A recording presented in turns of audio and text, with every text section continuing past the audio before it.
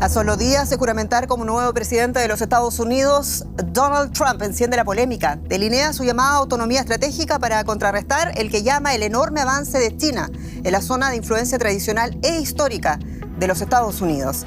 Propone revisar las relaciones con los aliados como Canadá, Europa o la OTAN y asegura que Groenlandia, el Canal de Panamá y el Golfo de México también son piezas clave en su proyecto de America First. Aunque muchos parecen confiar en que la nueva era Trump pondrá fin a las guerras en curso, otros temen sean obligados a tener que elegir entre titanes. Y por eso en esta edición de A Fondo nos preguntamos, ¿política exterior de Trump, la ley del más fuerte?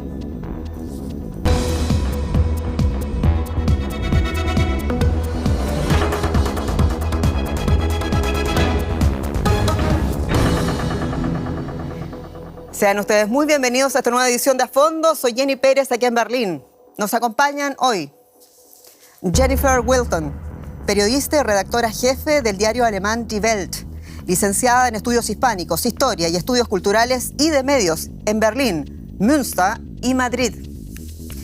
Ana Solís, experta en política china, doctora en ciencia política, docente e investigadora de la Universidad de las Fuerzas Armadas de Alemania Helmut Schmidt, en Hamburgo. Y desde Pensilvania nos acompaña Ivo Hernández, politólogo, experto en relaciones entre Europa y las Américas. Fue profesor de la Universidad de Münster, aquí en Alemania. Actualmente está radicado en los Estados Unidos. La irrupción de Donald Trump y el dilema también de los gobiernos mundiales ante lo que llaman el nuevo orden mundial, el reordenamiento de las piezas del tablero geopolítico en el mundo. Opine con nosotros, sus opiniones son como siempre muy bienvenidas. Comenzamos inmediatamente y si me disculpan ustedes dos, quiero partir en Pensilvania, donde está Ivo Hernández, internacionalista venezolano. Ivo, un gusto saludarte y bueno, comprar Groenlandia, cambiar el estatus del Canal de Panamá, Ivo. Cambiar el nombre del Golfo de México, anexionar Canadá, con toda esa lista, ¿por qué, en tu opinión, habría que tomarse tan en serio los anuncios del presidente Donald Trump?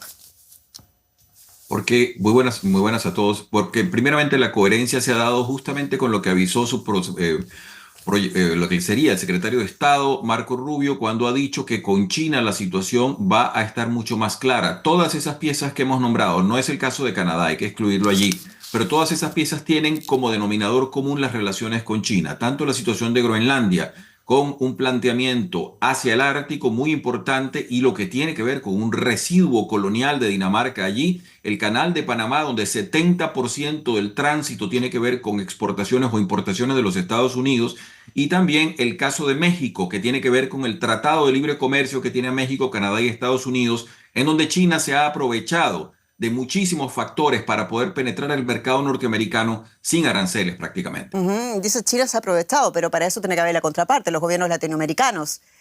¿Qué pintan en todo esto los gobiernos latinoamericanos? Indudablemente es así, eso es una cosa que se va a negociar profundamente, porque repetimos, China ha tenido aquí una entrada directa por vía del planteamiento de que 70% de la mercancía o de la industria tiene que ser hecha en México, pero entonces eso ha hecho que, por ejemplo, el mercado de autopartes y otros mercados hayan sido muy influenciados por China y tengan, repetimos, una entrada fácil al mercado norteamericano. No es el mismo caso cuando los Estados Unidos tratan de colocar su mercancía en otra parte. Interesante. Lo que enumera básicamente el profesor Ivo Hernández es una serie de hechos con los que Donald Trump ha dicho insistentemente en sus últimos controversiales anuncios de que China está avanzando de una manera descontrolada en América Latina, pero no solamente en América Latina, también en el sudeste asiático, en las Américas, el caso de Canadá, lo mencionábamos recién. Y quisiera preguntarte a ti, Jennifer, ¿debemos esperar entonces que el futuro gobierno de los Estados Unidos entre en esa dinámica imperialista en la que ya están países como Rusia o China en las últimas décadas? Pues yo creo que hay muchas respuestas a esta pregunta. Por un lado, ya lo has dicho, estamos frente a una nueva situación geopolítica, sin duda alguna. Tenemos un futuro presidente de Estados Unidos que tiene, digamos, una compleja táctica de negociaciones. Y hacer estas declaraciones audaces forma parte de esta táctica. Pero al mismo tiempo es verdad que él tiene otra respuesta que otros jefes de estados del oeste hasta ahora. contesta más o menos con las mismas palabras, con la misma manera a lo que hace China, pero también lo que hace Rusia. Yo no le llamaría... Es un gesto imperialista, sí, pero tengo mis dudas si se puede nombrarle a él y a su política imperialista. Por momento, yo lo entiendo como el intento de dar una respuesta más clara, más fuerte a China. Si no es estrategia imperialista, ¿sería entonces una estrategia de autonomía estratégica, valga la redundancia? Sí, y también de aparecer mucho más fuerte. Tenemos como esta nueva situación geopolítica, es como una situación de hombres fuertes, hombres y gobiernos no democráticos, sino autócratas, que tienen una manera de hacer política como en el siglo XIX, por lo menos si miramos a Rusia, un poco también como a China. Es interesante el tema de China, porque China no deja de lesionar las relaciones diplomáticas, pero Donald Trump, con todo lo que dice y cómo lo dice, sí. Ana Solís, nuestra experta en China, ¿dónde confluyen, Ana, por favor, las pretensiones y fantasías expansionistas, como se ha pretendido también en decir o interpretar lo que ha hecho Donald Trump en el último tiempo con ese proteccionismo y también el aislacionismo que Donald Trump también promueve? Yo creo que esto se tiene que ver dentro de todo un escenario complejo del sistema internacional. Vemos declaraciones por parte de Trump, pero lo que vemos es ahí una transición hegemónica que estamos viviendo, donde Estados Unidos trata de mantener esa posición hegemónica frente a China. Entonces, todo tipo de decisiones que vemos o declaraciones por parte de Trump, de Estados Unidos, no se puede entender sin esta transición hegemónica, sin esta accionar también de China. O sea, eso es central. Entonces, de ahí empezamos a ver que también son temas que no vienen o ideas innovativas de Trump, sino que basta ver los documentos oficiales de Estados Unidos de los últimos 20 años. Vemos que hay temas que son muy, muy centrales, que están dentro de la defensa estratégica nacional de Estados Unidos, de cómo se está proyectando dentro del sistema internacional. Lo que hace Trump a China. Es en parte, sí, en parte esta reacción al rol que está tomando China dentro del sistema internacional. Y lo que hace Trump, el problema son las formas en que lo presenta, ¿no? Estas declaraciones que uno cree, bueno, ¿qué le está pasando? No, si vemos las declaraciones que ha hecho de Panamá, de Groenlandia, tiene que ver con un tema de seguridad marítima, tiene que ver con control de todas las rutas de comercio. No olvidemos que el comercio internacional, más del 80% se realiza a través de las rutas marítimas. Y tenemos focos estratégicos que son muy importantes. ¿Por qué herir el orgullo nacional de los gobiernos? ¿Es parte de la estrategia o es algo nomás que hay que entender como parte de Trump? Eso es lo que hace la diferencia y lo veo o lo analizo como un error. Efectivamente, los objetivos, intereses que tiene Estados Unidos son objetivos transversales, que no tiene que ver con demócratas o republicanos. Pero lo que hace Trump es ese lenguaje, esa forma de hacerlo de este hombre de negocio, de lanzar lo máximo que se pueda. Bueno, mi objetivo es no 100%, es 200%, para después sentar a negociar. Ivo Hernández estaba esbozando de que había una política coercitiva de parte de China. ¿Hay una política coercitiva de parte de Estados Unidos? ¿O del futuro gobierno de Estados Unidos incluso?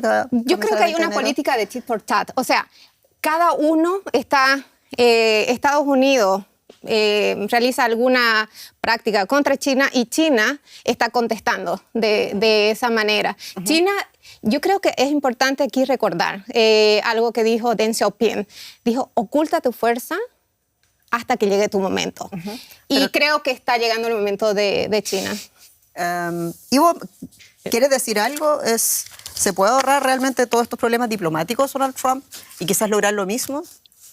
¿Es una muestra quizás de su debilidad? En el caso de China, para lo que están diciendo ustedes, que me parece importante recalcar, viene con una confrontación incluso en cierto sentido más compleja que la del 2018. Para quien tenga memoria, en el 2018 se erigieron una cantidad de aranceles sobre el acero y el aluminio, 10%, 25% en dado caso, y se intensificaron sobre todo los temas de propiedad intelectual. Hay que entender algo. China fue introducida en el Concierto de Naciones en los años 90 durante la administración Clinton y desde entonces a esta parte lo que ha hecho es profitar sacar provecho de todas las relaciones de Occidente, pagando muy poco y además haciendo bullying en el sur del Pacífico. No se puede hablar de Taiwán porque China lo prohíbe. Ya, pero no digo, se puede ahora hablar háblame de de ciertos Donald temas Trump. porque China lo prohíbe. Está bien, Entonces, el problema es que, voy para allá, el problema es que Trump está tratando de poner sobre la mesa el tema que Occidente tiene que tener clara, sus próximos retos, porque China se está metiendo en espionaje, se está metiendo en una cantidad de cosas, y entonces lo que se está haciendo en los Estados Unidos es tratando de fomentar esto, y además se van a topar con que no es China solamente, sino que es esta alianza que llaman Dragón Oso, que tiene que ver con la alianza de la autarquía que plantean los dos grandes países de Asia. Entonces esto hay que tenerlo muy claro y es lo que promueve la administración de Trump en estos momentos. Sí, Estados Unidos también espían todos los gobiernos, en verdad, Ivo, pero aquí la pregunta, ¿Donald Trump podría conseguir lo mismo sin dejar tantos gobiernos heridos en el camino? Es que el problema no es que haya gobiernos heridos, sino que hay que poner los temas sobre la mesa y no hay manera fácil de hacer esto, sobre todo en el caso del Canal de Panamá. El Canal de Panamá está en la constitución de ese país, el capítulo 14 del artículo 225 al 233, creo. Eso es una cosa muy importante, pero sí hay que recalcar ¿qué hace China metida allí? China no toleraría que se le metieran en el sur del Pacífico como se mete en Latinoamérica, donde manda enviados. Hay que entender, hace poco ustedes recordarán que mandó a este señor, no me acuerdo el nombre porque son difíciles de recordar. No solo eso, sino a Panamá mandó el encargado de aranceles, el señor que después terminó supuestamente suicidándose ahí, una cosa muy rara, porque lo acusaron de corrupción. Entonces, está metido en Venezuela, acaba de mandar el presidente de la Asamblea Permanente China. Entonces, se están metiendo las manos fuertemente en Latinoamérica. Vamos y si a ustedes quieren un ponerle nombre... ¿Ivo? Pero para cerrar, si quieren ponerle nombre, quizás estaríamos ante una reedición de una política Monroe. Es decir, los problemas de América se resuelven en América, de Alaska a la Patagonia. Sí, ese es un punto de la doctrina Monroe que fue del siglo XIX, 200 años de política estadounidense. ¿Quieres agregar algo respecto a la forma en que Donald Trump quiere instaurar ese America First? ¿Podría ser de otra manera? Sí, ya te veía haciendo la pregunta unas veces. Yo creo que hay que entender, claro, Trump tiene otras maneras de hablar. Hasta este punto, la mayoría de los gobiernos del oeste, también el gobierno de Biden, lo intentaron de una manera diplomática. Y creo que todos estamos de acuerdo que eso sería una manera adecuada, porque es la manera como el oeste democrático reacciona. Ahora bien, no ha funcionado también realmente. No ha funcionado con estados autócratas como China y Rusia. Así que aunque no nos guste, quizás eso es la manera como hay que hablar con esta gente. Okay. Sí, pero estamos hablando de los otros gobiernos latinoamericanos. Son gobiernos democráticos, también estamos hablando de gobiernos liberales, incluso en Europa. O sea, siempre hay no es una manera que me guste, o creo que a ninguno de nosotros. Y, por supuesto, la manera como lo ha hecho no lo ha hecho bien. Y ahora hay problemas con otros gobiernos. Claro, la pregunta es si no terminan jugándole en contra, el contexto. Y yo creo que la reacción que ha tenido Canadá de no dejarse provocar tanto, de dejar un poco aire. Yo creo que eso es la mejor manera de... Creo que actúa en contra. O sea, yo lo veo como... Entiendo desde la perspectiva hegemónica de Estados Unidos. No es que lo justifique, sino que se entiende. O sea, puedes analizarlo y ver desde esta perspectiva hegemónica de cómo reacciona Estados Unidos.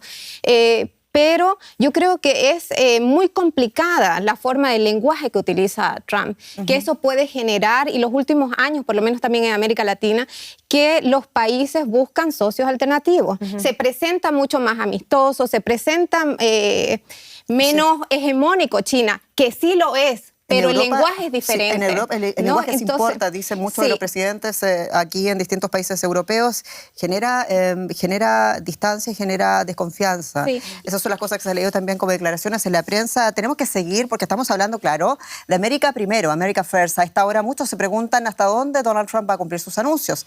Anuncios que han gatillado los rechazos inmediatos de presidentes de las instituciones y también países aludidos, ya hemos dicho, Panamá, México, Canadá y Dinamarca.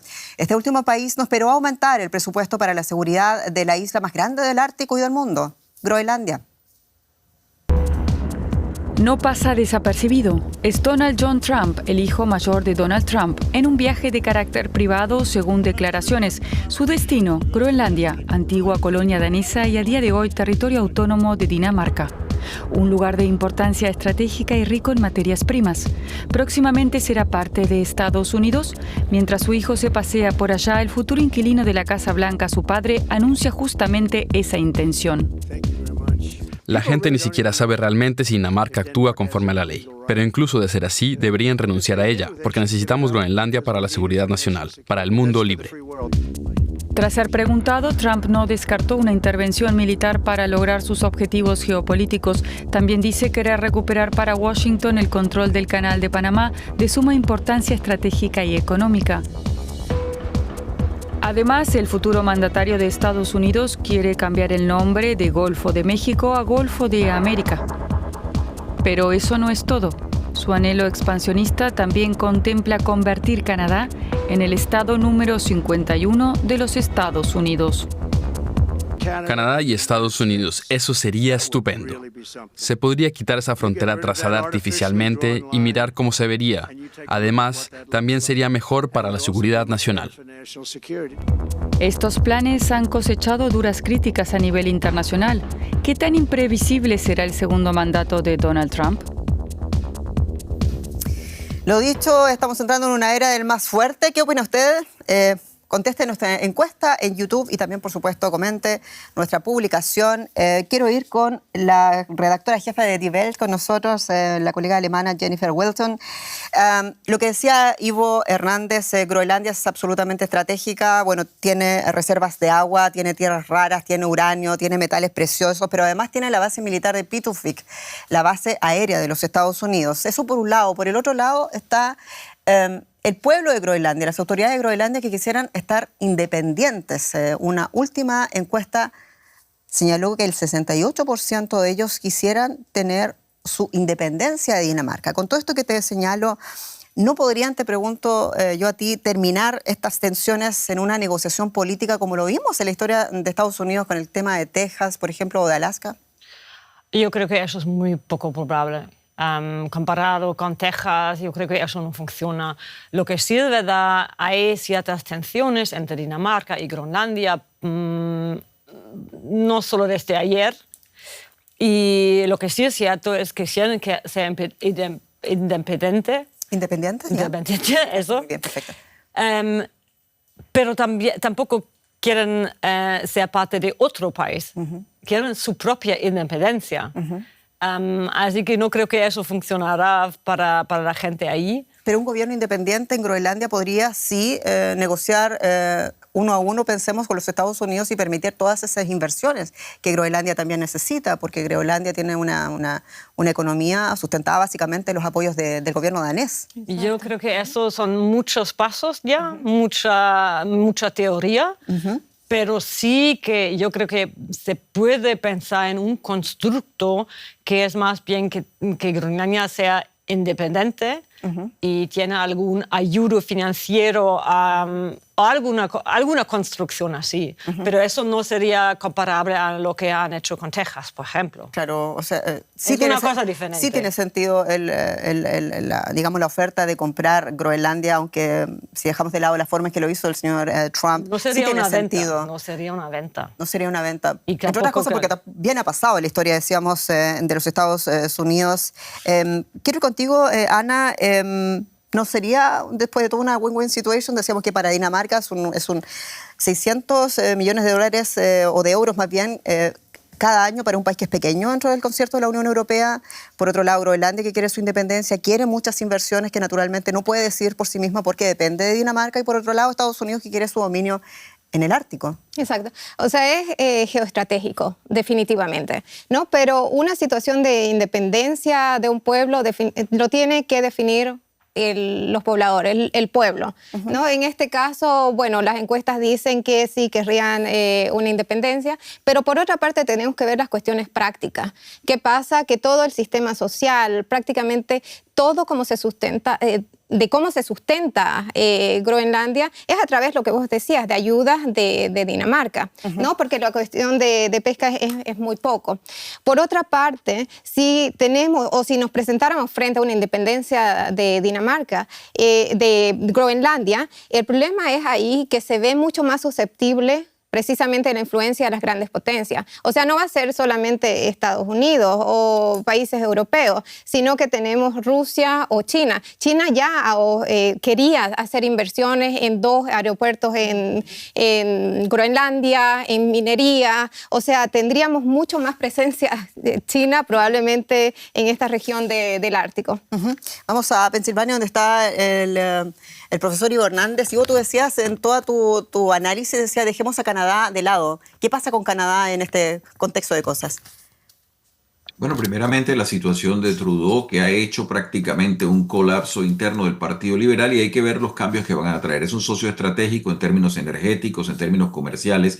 Allí más probablemente lo que se termine dando es un arreglo entre 2 países que se conocen muy bien. Una cosa para las personas que nos escuchan: cuando Trump dice vamos a anexionar Canadá, él realmente le está hablando al pueblo norteamericano. Es un viejo sueño de Jefferson, eso de supuestamente anexionarse Canadá. Eso no va a ser ninguna realidad así, pero es parte de ese diálogo, ese tipo de bromas que se gastan cuando él le dice usted es el gobernador del estado 51. Eso es poco probable que se concrete. Repetimos, lo de Groenlandia sí puede ser un gran triunfo estratégico. Lo de Canadá es más bien una situación interna que tiene que ver con la colocación de productos y con las vías comerciales que unen a estos 2 países, que junto con México están con el Tratado de Libre Comercio. ¿Tiene instrumentos para obligar al gobierno canadiense a sentarse en los puntos que a él le interesan? Hablemos de comercio. Está claro que no va a mover tropas, pero hablemos del poder comercial. Por supuesto, tiene una política arancelaria. Eso es una cosa. Recuérdese que Estados Unidos es el gran mercado del mundo, dígase lo que se diga. Entonces, sí hay esa manera, pero es más probable que eso termine resolviéndose amistosamente, sobre todo una vez que se instaure un nuevo gobierno en Canadá, cosa que es de esperarse. Entonces, ahí es menos. En cambio, repito, los temas de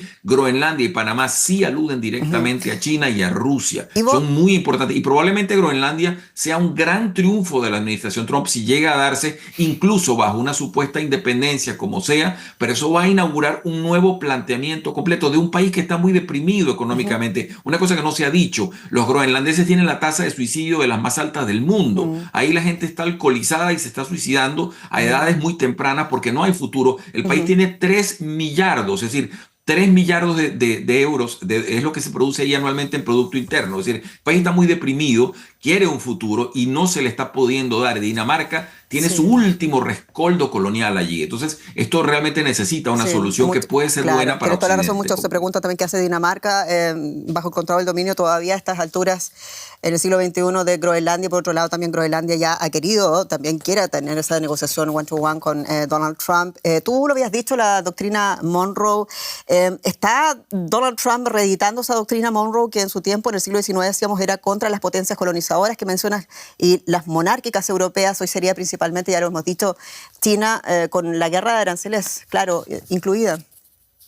Bueno, es una modesta analogía para hacer ver la penetración china. Fíjense que ustedes están diciendo, bueno, está planteando China esto, aquí y allá. Se ve, está metida además promoviendo antidemocracias. El caso venezolano: mandan a un usurpador, se toma el poder, y entonces los chinos mandan un sujeto de su asamblea popular y los rusos hacen lo propio. Entonces, bueno, hay que entender las cosas como son. Armemos el rompecabezas. Me están apoyando regímenes antidemocráticos para hacer un pivote antidemocrático en la zona. Eso no puede ser tomado ligeramente. Entonces, repetimos, por supuesto que los problemas de América tienen que resolverse en América. Ya no tendría China esa paciencia si le meten gente en Taiwán, como ha hecho esa diplomacia agresiva para tratar de que todos los gobiernos rompan relaciones con Taiwán, como lo hacía en los 90 y en los 2000. Entonces hay que entender muy claramente la foto, porque China sigue creyendo que es expansiva. A la par de todo esto, económicamente muy mal, porque está muy débil también. Entonces habrá que ver ese gigante cuánto tiempo va a durar, o si tiene pies de barro. Ivo, solamente una frase, pero concordarás conmigo que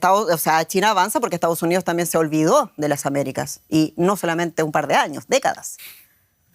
Bueno, esa es una pregunta compleja lo que estamos viendo allí, sobre todo en el caso de la administración Biden, que viene de hacer, incluso en estos momentos, de sacar a Cuba de la lista de países terroristas, justamente cuando ese régimen opresor y asesino está a punto de caer. Entonces vamos a darle nuevamente oxígeno. Es de esperar que la política sea mucho más coherente en todo sentido, y sobre todo apoyar las democracias en la región. En democracia todo, fuera de democracia no hay mucho que hablar. Apoyar las democracias y China también en el punto de la crítica de Ivo Hernández.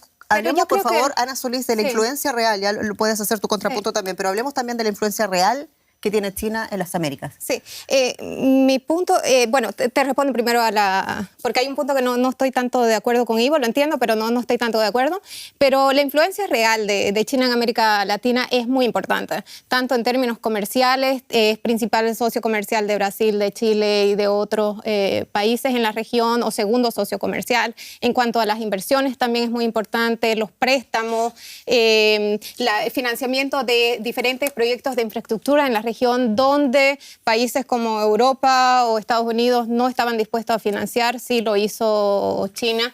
Entonces la presencia es muy, muy real y en algunos sectores todavía de comercio es mucho más. ¿Es el mayor prestamista de los gobiernos latinoamericanos a la región? Sí, aunque eso ha disminuido en los últimos años, precisamente, y en eso sí estoy de acuerdo con Ivo, que de alguna manera financió el régimen en Venezuela, porque los préstamos subieron a más de 60.000 millones de dólares, pero ha disminuido en el último tiempo, y en el tema de inversiones también. ¿Por qué? Porque ya no está tanto invirtiendo en lo que es materias primas, sino que está enfocando más a ciertos sectores tecnológicos y de energías renovables en la región. Y ahí volvemos nuevamente a ver, bueno, no veamos solamente una parte de este cuadro completo, sino que tiene que ver también con este conflicto en temas tecnológicos que tienen entre China y Estados Unidos. Y China siempre ha mostrado que, bueno, frente a estos conflictos busca países del sur y ha logrado ciertos éxitos en ese campo. Y lo está haciendo ahora con la región. ¿Cuál era tu contrapunto ahora? Sí, mi contrapunto era que creo que no hay que presentarlo el tema de que, bueno, ahora es Estados Unidos que está reaccionando frente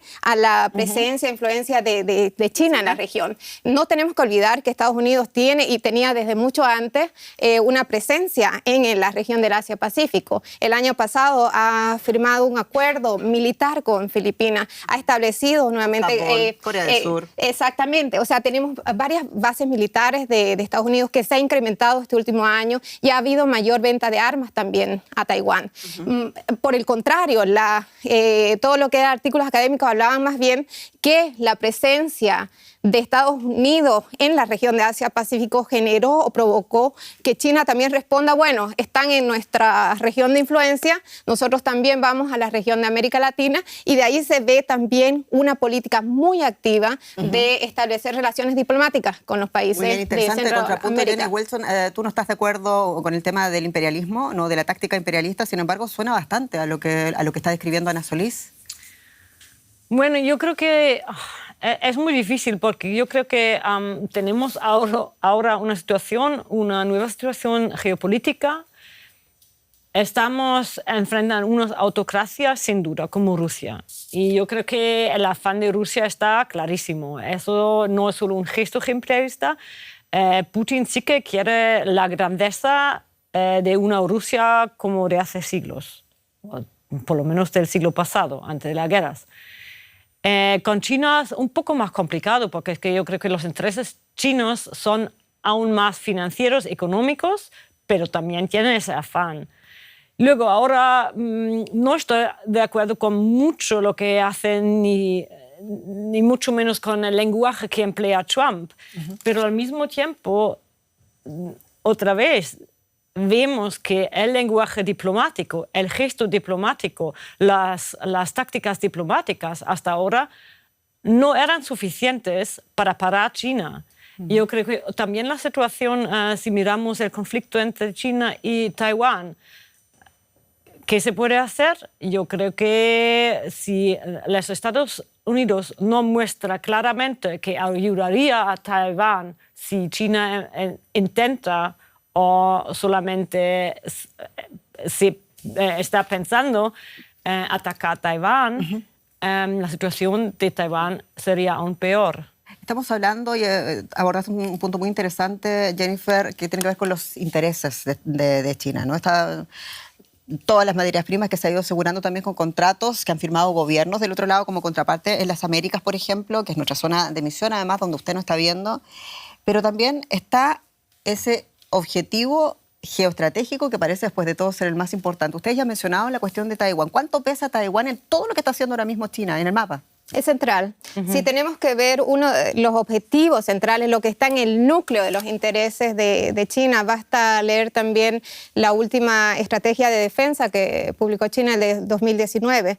Vemos que, claro, está el desarrollo, ellos hablan este lenguaje de felicidad de su pueblo, pero lo que está central ahí es la reunificación, vuelta oficialmente de Taiwán a China. O sea, yo no creo que haya ningún interés por parte ni de China, ni de Estados Unidos, ni de ningún país de Asia-Pacífico de entrar en guerra por las repercusiones tremendas que tendría para la economía. Guerra convencional, está claro, exactamente, para la economía global, sí, sí.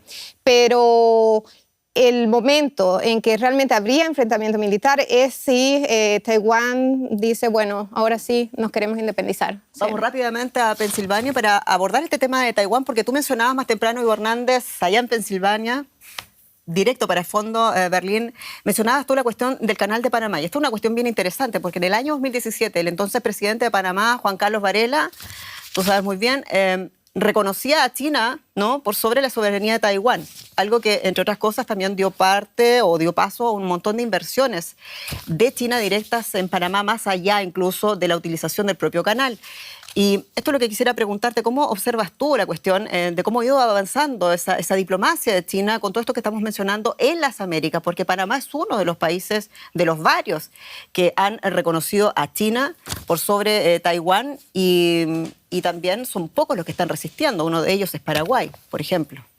Bueno, muy importante, no solamente en el 2017 eso que tú estás diciendo, sino que después, un año después, Xi Jinping fue para allá, para Panamá, a firmar una cantidad de acuerdos. Es decir, se está metiendo fuertemente. Aquí hay varias cosas que yo quisiera decir. Primeramente, esos apoyos a China negando a Taiwán muchas veces fueron comprados. Hay que ver la prensa para recordar que en diversos países centroamericanos hubo escándalos de pagos, sobornos y diversas cosas en donde se presionaba indirectamente a gobiernos bastante pobres y bastante magros de ingresos a que apoyaran o dejaran de apoyar a uno u otro país. Eso como primera medida. Como segunda medida, cuando se dice que los Estados Unidos tienen una presencia en el Pacífico Sur, bueno, pues es que la política expansiva de China ha sido increíble. Los llamados 9 puntos en el redibujamiento de las zonas marítimas es absurdo. Es decir, cualquier persona que conozca esa zona, lo que China agarró, borró todas las fronteras y lo puso. Y Filipinas, por supuesto, reaccionó, y otros países también. Entonces, hay mucho temor ante un hegemón que arbitrariamente y sin hacerle caso a nadie, porque el problema es que China no escucha. Cuando se habla con los chinos, ellos ya tienen una idea prefabricada de lo que van a hacer y no la negocian. Entonces Estados Unidos y Occidente a la par, porque Europa se va a montar en ese vagón, va a tener que empezar a poner claras las situaciones. Biden lo ha hecho en cierta manera, muy tibio, pero le puso los aranceles a los vehículos electrónicos. Entonces hay una cantidad de cosas que ya se han empezado a hacer. Y repito el caso europeo, porque Europa ha tenido mucho que ver con este ascenso chino sin control. Ahora seguirá habiendo ascenso chino económicamente, pero más controlado, porque la gente va a estar más alerta en torno a lo que está pasando, tanto en Latinoamérica como en África. Muy bien, me interesa mucho lo que has dicho de Europa. Sin embargo, una contrapregunta breve, por favor. ¿Tiene que ver una cosa ideológica también esta cercanía entre los gobiernos con China? Es decir, ¿los más de izquierda son más propensos a hacer negocio con China o no necesariamente a estas alturas de la vida? Bueno, tendría entonces que discutir la palabra gobiernos. Quienes tienen un mayor acercamiento hacia China no son gobiernos, son regímenes, y en el caso venezolano es un usurpador. Entonces son una cantidad de cuatreros políticos que tomaron el poder por la fuerza y están manteniéndose allí por unos militares corrompidos. Entonces eso lo está apoyando China. No, Ana Solís dice que no. Yo creo que no. Y tenemos que ver Milei está viajando después va a ir a la posesión de Trump y después está viajando a China, porque lo tiene que hacer, son cuestiones económicas. Alemania, Merkel viajaba con todos sus ministros y también lo ha hecho el señor Scholz. Bueno, pero también hay el caso de Hungría. Creo que es el país europeo que más ha hablado con China, que más acuerdos tiene con China, que más negociaciones ya tiene con China. Y yo creo que llamaría a Orbán de izquierdas, sería ya. Pero aún así, es un poco complicado, porque yo creo que es hoy día muy difícil hablar tan claramente de izquierdas y derechas. Podemos diferenciar entre autócratas y demócratas. Y los autócratas tienen más... Y después de todo, el bolsillo, quizás, el bolsillo bueno, importa. Eso también. Ivo, ¿cómo respondes? ¿Le respondes acá a Jennifer y a Ana? Sí, muy breve, un punto. Yo creo que ambas invitadas han dado en el clavo cuando dicen que el factor aquí es de conveniencia, no tanto de ideologías. cada quien saca provecho. Pero hay que decir una cosa de fondo también teórica, y es que China lo que está promoviendo es un término de mercantilismo económico. No son liberales en la economía. Si ellos no van al libre comercio, ellos van simplemente para fomentar el consumo de productos chinos. Cuando prestan en yuanes para que les compren sus productos. Entonces, la situación es distinta a lo que plantea Occidente, que quiere un juego abierto. China todavía en muchas cosas se presenta como un país en desarrollo para lograr beneficios y una cantidad de prebendas. Eso es una cosa que tiene que empezar a limitarse porque estamos jugando ya como grandes potencias algunos países. Entonces, bueno, vamos a poner las reglas claras en términos de los intercambios comerciales. No puede haber ventajismo y hacerse para unas cosas uno y para otras cosas otro. Tenemos rápidamente que avanzar a nuestro siguiente informe porque lo más llamativo es que las advertencias que ha hecho el futuro presidente de los Estados Unidos en apenas pocos días, Donald Trump, ha ido directo a los históricos aliados del país, también aquí en Europa, decíamos. Trump exige a los miembros de la OTAN que paguen un 5% de las contribuciones, algo que ni siquiera paga el propio Estados Unidos. Muchos se preguntan si lo que realmente quiere Trump es una OTAN sin la superpotencia americana. Lo de Donald Trump y Europa nunca ha sido una historia de amor. Ni la Unión Europea ni la OTAN le importan demasiado. A los miembros de la Alianza Atlántica les exige que sean autosuficientes para contar con el apoyo militar de Estados Unidos. Hasta ahora les exigía invertir un 3% de su PIB en armamento. Ahora les pide incluso más. Creo que la OTAN debería acordar un 5%. Esto ha provocado un cisma en la alianza. Muchos países miembros dicen que apenas pueden llegar al 3%. Otros se suman a las exigencias de Trump. Y luego su promesa de acabar con la guerra en Ucrania en apenas un día. ¿Cómo pretende hacerlo? Nadie lo sabe. Tampoco está claro si Washington continuará suministrando armas a Ucrania. Con políticos europeos de derecha, Trump mantiene buenos contactos. La presidenta italiana Giorgia Meloni lo visitó recientemente. También con el presidente de Hungría, Viktor Orbán, tiene buena sintonía. Mientras tanto, su candidato para el nuevo Departamento de Eficiencia Gubernamental, Elon Musk, se inmiscuye en la política nacional de Alemania. No solo charla con Alice Weidel, la candidata a canciller del partido ultraderechista alemán AfD, sino que también recomienda el voto a este partido en los comicios de febrero. Trump y Europa. ¿Cómo se desarrollarán las relaciones transatlánticas? Claro, esa es la gran pregunta. A 6 minutos que termina el programa. ¿Qué va a pasar al interior de la OTAN con ese pedido concreto de 2% al 5%, considerando que Estados Unidos no paga, ¿no? Pagan alrededor del 3,5%, pero además del poder, muchos dicen, bueno, pero si en el primer mandato Donald Trump no hizo tanto, tampoco va a pasar ahora, pero la situación de Donald Trump ahora es distinta, tiene mucho más poder, tiene más poder, más apoyo popular en la votación, tiene más poder efectivo dentro del Partido Republicano, tiene la mayoría en ambas cámaras, algo que no sucedía en el primer mandato, y además tiene la mayoría en el Tribunal Supremo de Justicia de los Estados Unidos. Con todo esto que te enumero, Jennifer Wilton, ¿cómo van a reaccionar o cómo deberían los socios de la OTAN? Yo creo que primero hay que tener en cuenta que el primer mandato de Trump no tiene nada que ver con el segundo. El segundo va a ser totalmente diferente. Está organizado, tiene su equipo profesional, si nos guste o no, si le vemos más competentes o no, es un equipo muy profesional, tienen muy claro lo que quieren. Ahora bien, con la OTAN, cuando amenaza a la OTAN, yo creo que no quiere destruir la OTAN, pero no ve que Estados Unidos ha pagado mucho en el pasado. Los Estados Unidos siempre han sido el gran hermano y el resto de los países europeos podían confiar en que si pase algo, pues el gran hermano estará ahí ayudándoles. Uh-huh. Y él quiere que eso termine. Él quiere que el resto pague lo mismo o por lo menos lo que les conviene. Y yo creo que los 5% son mucho y él lo sabe, pero si por lo menos pagan más de esto, ya ha ganado algo. Yo creo que eso no va a destruir la OTAN, pero yo creo que también es un alarm call que ya lo hemos oído muchas veces para Europa y para los países europeos que no pueden confiar tanto en Estados Unidos como antes, que tienen que tener sus propios recursos y que tienen que pensar más en la defensa que antes. Exacto. Una pregunta ahora. ¿Qué le queda a los gobiernos más pequeños entre todo esto? Entre Trump con un claro objetivo, entre China con otro claro objetivo, entre Rusia con otro claro, está un poco más lejos del mapa. ¿Qué le queda a los pequeños gobiernos latinoamericanos hacer? Mucho. Yo creo que da esto también oportunidades. Yo creo que la situación en la que se encuentran actualmente los países latinoamericanos es diferente también de la que estaba en el primer mandato.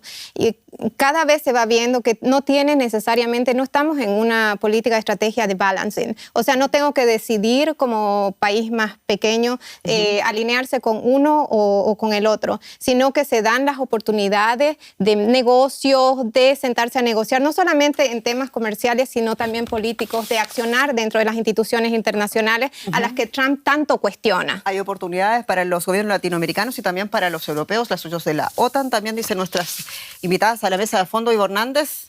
Muy breve, tenemos 2 minutos antes del cierre. ¿Qué le queda a los gobiernos? ¿Tienen que escoger entre titanes o no? No, lo que tienen es que jugar sus cartas muy claras y en el caso latinoamericano va a ser interesante que el secretario de Estado y toda su línea de mando primera son expertos en Latinoamérica, de manera que pudiéramos quizás soñar con un hemisferio por fin democrático de punta a punta. Eso es una cosa que se ha evadido durante mucho tiempo, pero quizás pueda darse. Y eso haría que cada país entonces empiece a tener relaciones diplomáticas en democracia para toda la región. Eso sería una cosa deseable y esperemos que se logre en estos próximos 4 años, que van a ser decisivos a partir de este 20 de enero. Y revisar también muy bien los contratos que se firmen. Aprovecho a hacerte la pregunta del programa porque ya se está acabando a fondo. Lamentablemente, Ivo Hernández, allá en Pensilvania, política exterior de Trump, ¿es la ley del más fuerte? No, yo diría que es la ley de la democracia y probablemente la ley del más justo, si se ve bien lo que van a ser los resultados. Vamos todos a ver qué pasará entonces. Ivo Hernández, te agradezco tu participación en Llega en Pensilvania. Vamos a ver cómo se desarrolla la situación. Y claro, le hago la pregunta del programa también a Jennifer Wilton. Se dicen Jenny también, ¿no? Como a mí, a veces. La ley del más fuerte y no solamente para la política exterior de Donald Trump, sino para la política exterior china de la que hemos hablado. Yo creo que un poco sí. Un poco, sí, la ley más fuerte ha vuelto, por lo menos en la retórica. Es la geoestrategia que vamos a ver durante estos próximos años. Y eso tiene que ver mucho con la ley de más fuerte. Eso vamos a verlo durante esta incertidumbre de los siguientes años. Hay una multipolaridad y sin embargo estamos hablando a estas alturas, comenzando 2025, de China y de Estados Unidos. Ha sido un gusto acompañarles en esta nueva edición de A Fondo. Despido a Ivo Hernández, despido también a Jennifer Wilton, redactora en jefe de Die Welt, periodista alemana, y a Ana Solís, como siempre, nuestra experta en China. Muchas gracias por estar aquí. Gracias. Y muchas gracias a ustedes por esa atención. Soy Jenny Pérez, ha sido un gusto acompañarlos. Un abrazo, chao.